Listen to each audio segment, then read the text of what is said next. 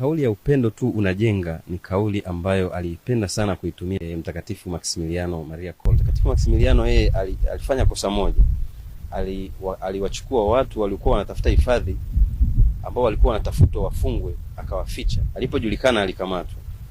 Alipokamatwa alipelekwa katika gereza. Wale askari wa gereza walitoa kitisho kwamba mtu yoyote atakayetoroka katika gereza, watu 10 watatolewa miongoni mwao wateswe mpaka kufa ili kufidia kama adhabu ya yule aliyetoroka.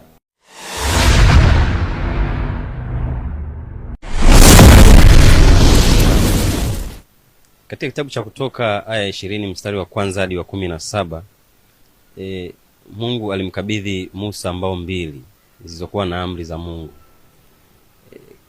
Na ni katika amri hizi 10 za Mungu ambapo wana wa Israeli waliweza kuongozwa kuelekea katika nchi ya ahadi, na waliweza kuwa karibu zaidi na Mungu kama endapo wangeweza kuzingatia hizi amri 10.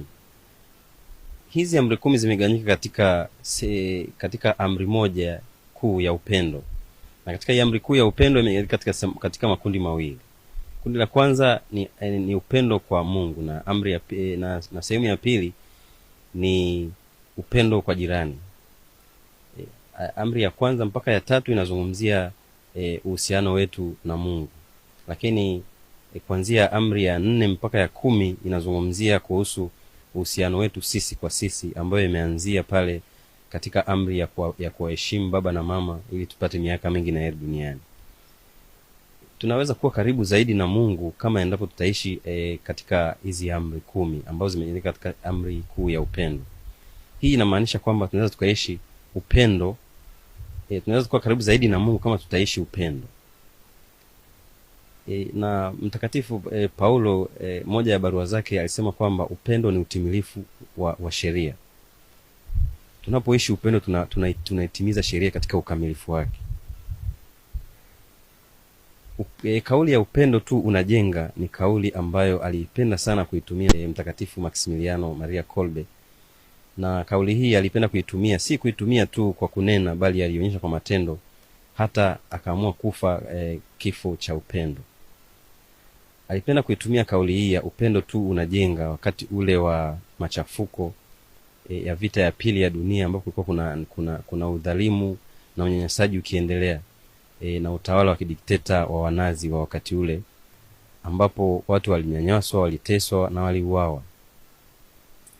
Ni katika kauli hii ya upendo tu unajenga ambapo Mtakatifu Maximiliano Maria Kolbe aliamua kuyatoa maisha yake, akafa kwa ajili ya mtu mmoja ambaye alikuwa afe na aache familia yake, mke na watoto. Labda unaweza ukatamani kumjua zaidi huyu Mtakatifu Maximiliano Maria Kolbe. Kwanza kabisa, katika utoto wake, katika kuzaliwa kwake, alikuwa anajulikana kama Raymond Kolbe. Mtakatifu jina la Maximiliano alilipata baada ya kujiunga na ndugu wadogo wa Francisco wa Conventuali, ambapo kwa wakati ule ulikuwa ukijiunga na utawa unabadilisha jina, unaacha jina la zamani unachukua jina la kitawa. Kwa jina lake la kitawa alichagua Maximilian Maria. Huyu Raymond kwanza alizaliwa mwaka 1894 huko katika kijiji cha Zdunska Wola huko nchini Poland. Ni nje kidogo ya mji wa Łódź. Katika utoto wake alipenda sana kwenda kanisani, na alikuwa akienda kanisani mara nyingi alikuwa anatumia muda mwingi sana kukaa katika groto ya Bikira Maria, na alikuwa anapenda sana kusali mbele ya groto ya Bikira Maria. Na mara nyingi alikuwa sana anagombezwa nyumbani na mama yake, kwa sababu alikuwa mara nyingi alikuwa anachelewa kurudi nyumbani, kwa sababu alikuwa anatumia muda mwingi sana kukaa katika groto ya Bikira Maria. Alikuwa anagombezwa, kwa hiyo alikuwa anajisikia vibaya anapogombezwa, lakini hakukata tamaa. Siku moja akiwa katika groto ya Bikira Maria, alitamani kujua atakuwa nani katika maisha yake ya baadaye, maisha yake ya baadaye yatakuwaje. Katika sala zake mbele ya groto ya Bikira Maria alimuuliza Bikira Maria kwamba maisha yangu baadaye yatakuwaje. Basi mara nyingi alikuwa anaongea tu kama njia ya kusali kwa imani, akiamini kwamba anaongea maombi yake yanafika kwa Kristo kupitia Bikira Maria. Lakini wakati ule ilikuwa tofauti, kwa sababu katika maneno yake yale alikuwa anayazungumza akitaka kujua akitaka kujua maisha yake ya baadaye atakuwaje. Tukio la ajabu lilitokea kwa sababu Bikira Maria alimtokea yeye. Kulingana na maelezo yake anasema kwamba aliona mama mmoja mzuri sana alimtokea mbele yake, anang'aa sana kama jua. Mama huyu alikuwa ameshika mataji mawili, moja jeupe na moja jekundu. Yeye kwa maelezo yake alisema kwamba huyu mama alimtazama kwa tabasamu nzuri sana na akamuonyesha mataji yale mawili. Akamuuliza, akamwambia, mkononi mwangu nina mataji mawili, moja ni leupe na lingine ni jekundu. Jeupe linamaanisha usafi wa moyo na jekundu linamaanisha ushahidi au kifodini. Akaambiwa, wewe utachagua lipi? Basi Maximiliano akajibu, nitachagua yote mawili. Basi mama Bikira Maria akamwangalia kwa tabasamu, alafu akatoweka. Siri hii Maximiliano alimhadithia mama yake peke yake, hakumwambia mtu mwingine yeyote. Na alipofika kwa mama yake alimwambia, wakati ulivyoenda kunigombeza, wakati ulivyonigombeza kipindi kile, siku inayofuata nilienda katika goroto ya Bikira Maria na Bikira Maria alinitokea. Na alivyonitokea basi akamweleza mama yake hali ilivyokuwa, mpaka akaonyeshwa mataji mawili, yeye akayachagua yote na yule mama akapotea. Kuanzia hapo basi mama yake hakuwa tena mkali sana kwa Maximiliano alivyokuwa anachelewa kurudi. Basi akiwa na miaka 13 Maximiliano alijiunga na shirika la ndugu wadogo wa Francisco Conventuali mwaka 1907. Ilipofika mwaka 1910 basi alijiunga na novisiati, na 1911 aliweka nadhiri za kwanza. Mwaka 1914 aliweka nadhiri za daima. Baada ya kuweka nadhiri za kwanza alitumwa Roma, ambapo alienda kusoma falsafa na theolojia, na alienda kusoma katika chuo cha kipapa cha Gregorian, na baadaye alijiunga na chuo kikuu cha Urbaniana ambapo alisoma theolojia. Wakati akiwa anasoma mtakatifu Maximiliano alianzisha chama ambacho kilikuwa kinaitwa Militia Immaculate, yani maana yake shujaa wa Immaculata. Aliona upekee wa Bikira Maria katika kanisa Katoliki na alianzisha chama hiki ili kwa influence vijana na watu wa Kristo waweze kumjua zaidi Kristo kupitia Bikira Maria. Mwaka 1918 alipata upadri huko Roma. Alipewa daraja takatifu la upadri. Na baada ya kupata daraja takatifu la upadri alirudishwa Poland, ambapo alikuwa tayari ana elimu juu ya historia ya kanisa. Kwa hiyo kule Poland utume wake wa kwanza alifanya kufundisha chuo juu ya historia ya kanisa.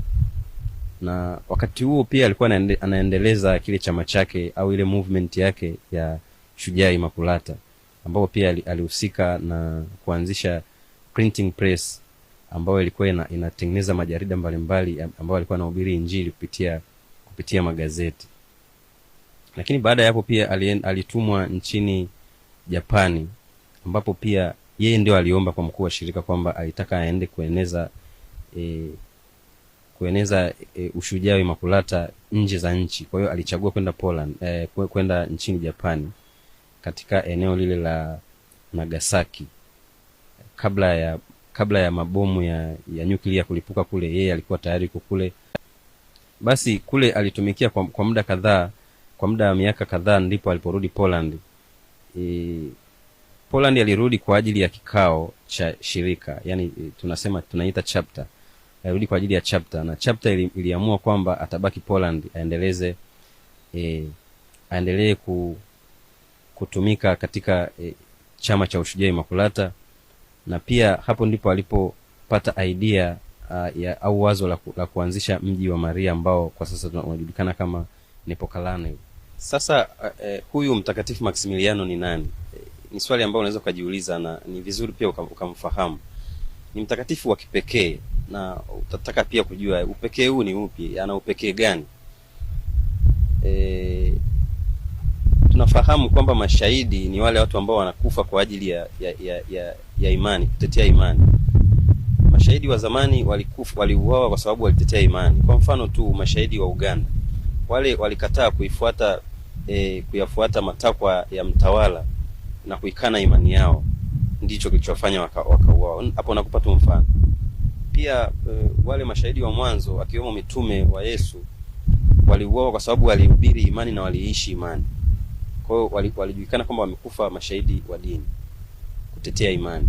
Lakini Maximiliano ushahidi wake ni wa kipekee. Yeye alikufa kifo cha ushahidi, lakini ushahidi wake ni wa kipekee na unajulikana kama ushahidi wa upendo. Ndio maana alijulikana hasa kauli yake ile ya upendo tu unajenga. Upendo tu unajenga aliitumia, lakini sio kwamba aliitumia kwa maneno, bali aliitumia pia kwa matendo, na ndicho kilichopelekea kifo chake kwa sababu ya upendo. Katika vita ya pili ya dunia kulikuwa kuna machafuko na manyanyaso, ambapo watu waliteswa, walidhalilishwa, lakini pia waliuawa. Watu walikamatwa, walikamatwa, hivyo walitafuta namna ya kutoroka, kukimbia, na hivyo walikamatwa. Mtakatifu Maximiliano yeye alifanya kosa moja. Aliwachukua watu walikuwa wanatafuta hifadhi, ambao walikuwa wanatafutwa wafungwe, akawaficha. Alipojulikana alikamatwa. Alipokamatwa alipelekwa katika gereza. Gereza lililofahamika kama Paviak. Lakini baadaye alipelekwa katika kambi ya mateso iliyojulikana kama Auschwitz. Huko alikutana na wafungwa wengine. Na huko alikuwa ni padri peke yake katika lile gereza. Japo watu walikuwa hawajamfahamu mapema, walikuja kumfahamu baada ya kuona upekee wake, kwa sababu alikuwa ni mtu wa kipekee. Alikuwa ni mtu mtulivu, alikuwa hana hofu, alikuwa anasali, akawafundisha na wengine kule gerezani kusali. Lakini katika muktadha huo kuna tukio la kipekee lilitokea. Wale askari wa gereza walitoa kitisho kwamba mtu yoyote atakayetoroka katika gereza, watu 10 watatolewa miongoni mwao, wateswe mpaka kufa ili kufidia kama adhabu ya yule aliyetoroka. Hii ilikuwa ni ili kuwafanya wale wafungwa wawe walinzi wa wenzao, ili wasitoroke, ili wasije wakauawa wao watakao baki. Sasa ilitokea mfungwa mmoja alitoroka. Manake wangetoroka wawili wangechukuliwa watu 20, yaani mtu mmoja alikuwa na thamani ya watu 10 kuuawa. Kwa hiyo alitoroka mfungwa mmoja. Alipotoroka huyo mmoja, ilibainika kwamba kuna mfungwa ametoroka. Basi ikafuata adhabu kama ilivyokuwa imezungumziwa kwamba watachukuliwa watu 10 wateswe mpaka kufa. Basi na huwa wanachagua tu bila kuangalia, wanachagua tu yote ile atakao maangukia. Basi wakachagua watu 10 ili wauawe, ili kufidia yule mfungwa aliyetoroka. Miongoni mwa wale wafungwa waliotoroka, namaanisha miongoni mwa wale waliochaguliwa 10, Mtakatifu Maximiliano yeye hakuwa miongoni mwao. Lakini yeye alisikia sauti ya mtu mmoja alilia kwa uchungu sana. Mtu huyo alifahamika kama kwa jina moja la Francisek. Alilia kwa uchungu sana, akiwa anamtaja mke wake na watoto wake, akionyesha kwamba anakufa, anawaacha watoto wake ambao wangemtegemea, mke wake ambaye angemtegemea. Kwa hiyo alilia kwa uchungu sana, akisema naenda kufa, naacha familia yangu. Hili lilimuumiza sana Mtakatifu Maximiliano. Mtakatifu Maximiliano alitoka miongoni mwa watu wengi, akatoka kule katikati, akamfuata askari wa gereza, akamwambia, naomba nichukue nafasi ya huyu kwa sababu mimi ni padre Mkatoliki, na pia sitegemewi na familia. Huyu anategemewa na familia, na akifa na familia yake pia itakufa, kwa sababu wanamtegemea yeye ndio baba wa familia. Basi kulingana na wanahistoria walivyoandika katika vitabu mbalimbali, wanasema kwamba yule askari alikubali haraka baada ya kujua yule ni padri, kwa sababu walikuwa wanachuki sana mapadri, kwa sababu mapadri walikuwa ni watu walikuwa wanahubiri upendo, na wakati ule chuki ilikuwa imetawala. Basi ombi la Maximiliano lilikubalika, akachukua nafasi ya Francisek. Francisek aliachiwa huru kabisa, akaondoka, akaenda nyumbani. Na kulingana na watu walivyoandika, walitumia kauli fulani ya kwamba alikimbia sana, kwa sababu unaweza ukatengeneza picha kwamba umenusurika kutoka katika kifo, kwamba unajua kabisa hapa ninakufa, na ukajitoka katika mazingira kwamba uko huru. Kwa hiyo aliondoka. Maximiliano aliunganishwa na wale watu 10 ambao walienda walipelekwa katika sehemu maalum ya kuwatesa watu mpaka kufa. Na hao watu walikufa kwa namna gani? Walikufa kwa njaa, kwa sababu inasemekana kwamba mwanzoni walikuwa wanapelekewa chakula kidogo sana na maji, lakini ilifika wakati wakawa hawapelekewi chakula kabisa ili wafe. Baada ya wiki 2 walikuwa wameshakufa na walikuwa wamebaki watu 4 tu katika kile chumba cha mateso. Miongoni mwa watu 4 alikuwa Mtakatifu Maximiliano, alikuwa ni miongoni mwa wale watu 4 waliobaki. Basi wale wa askari wa magereza walivyorudi walitegemea watakuta washakufa wote, kwa sababu baada ya wiki mbili zinatosha kwamba mtu ambaye hajala ndani ya wiki 2 automatically atakuwa ameshakufa. Lakini alishangaa kuwakuta watu 4 bado wako kule ndani. Kwa hiyo unaweza ukatengeneza picha sasa, kama ni wewe ungejisikiaje? Umebakiza siku chache ufe. Si kwamba alikuwa na kosa au si kwamba alilazimishwa, bali alijitoa mwenyewe, na wenzake wote wamekufa, anaona miili yao iko pale. Na wakati ule katika hiyo sehemu kulikuwa wale watu walikuwa hawana utu. Maanake utu ulishushwa chini kiasi kwamba walichukulia watu kama wanyama, waliwadharau watu, kwa sababu inasemekana wakati Francis alivyokuwa anaomba analia, Maximiliano alivyosema atachukua nafasi yake, yule askari wa gereza alimpa swali la kejeli. Alimwambia, do you know this Polish pig? Maximiliano akasema no. Maanake inamaanisha unamfahamu huyu nguruwe wa Kipolish? Maximiliano akasema hapana. Basi ndipo Maximiliano alipochukua nafasi yake. Kwa hiyo wakati ule wamebaki watu 4, na pia watu walitegemea kwamba ndani ya ile sehemu ya mateso kutakuwa na vilio, lakini mpaka wanapungua wanabaki 4 kulikuwa hakuna aliyelia, lakini sauti zilizokuwa zinasikika ni sauti za kusali rozari. Si kwamba wale kule ndani walikuwa wote ni Wakatoliki au wote walikuwa wanajua kusali rozari, lakini Maximiliano alikuwa na kazi ya kuwafundisha kwanza kuwafundisha juu ya imani na kuwafundisha juu ya rozari. Aliwahubiria juu ya Bikira Maria Immaculata, hivyo walijua kusali rozari.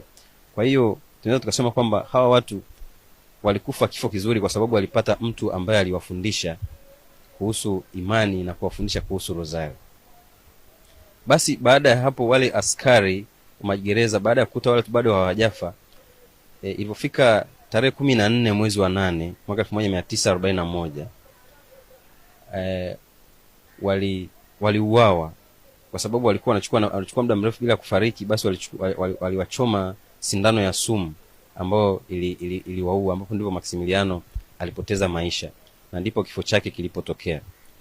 Basi baada ya miaka 41 alitangazwa kuwa mtakatifu mwaka 1982.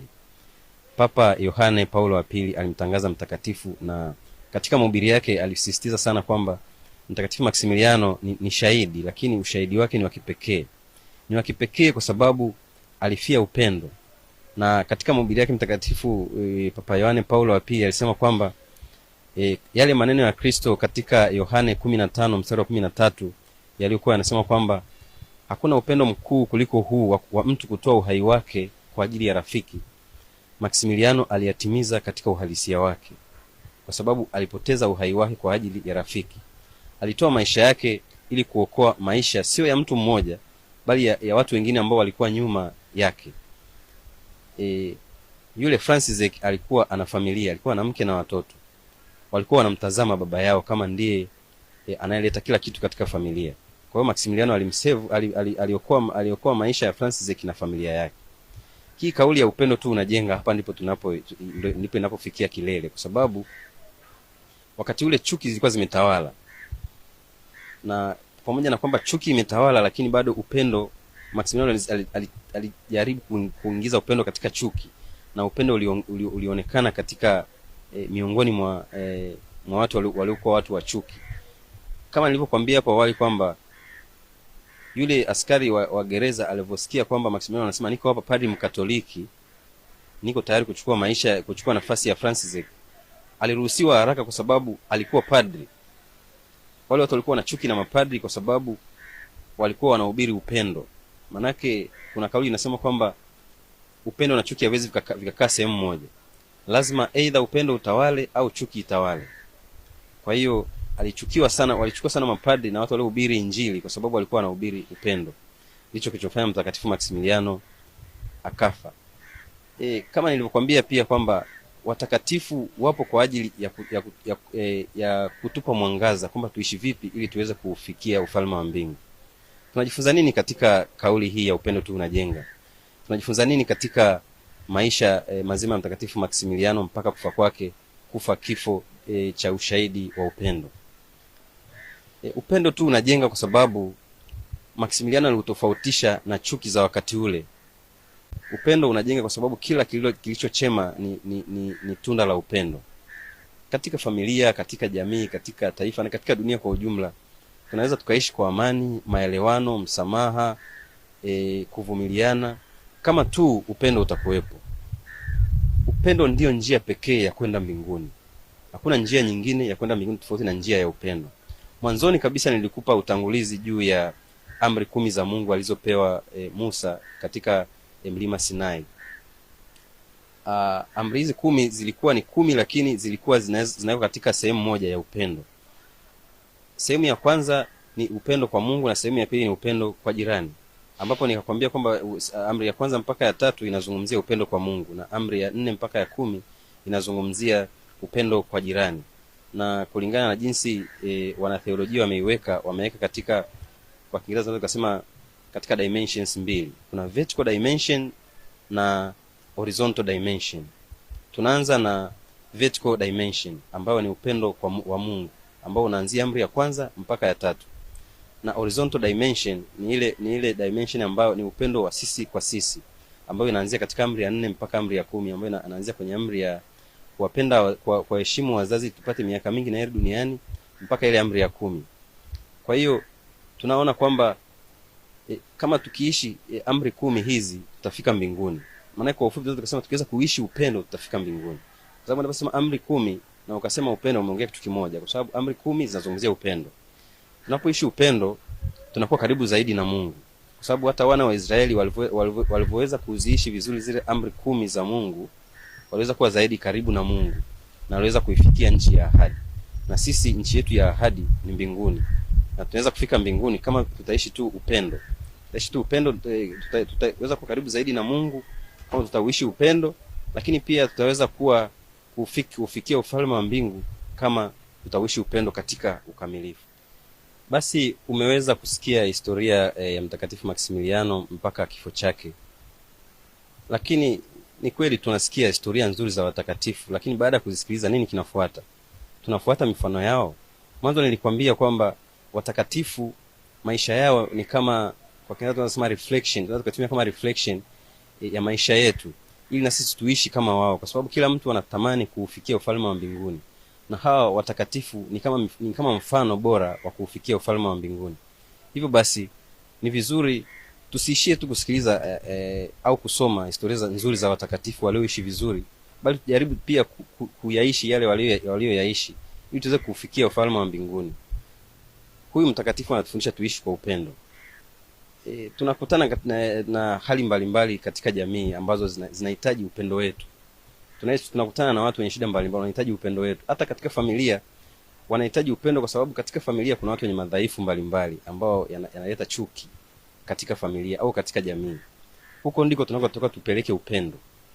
Kwa sababu upendo hauwezi kupelekwa sehemu penye upendo. Upendo unapelekwa penye chuki, ili kwa sababu hata Mtakatifu Francisco anasema katika sala yake ya kuomba amani, alisema penye chuki nilete amani.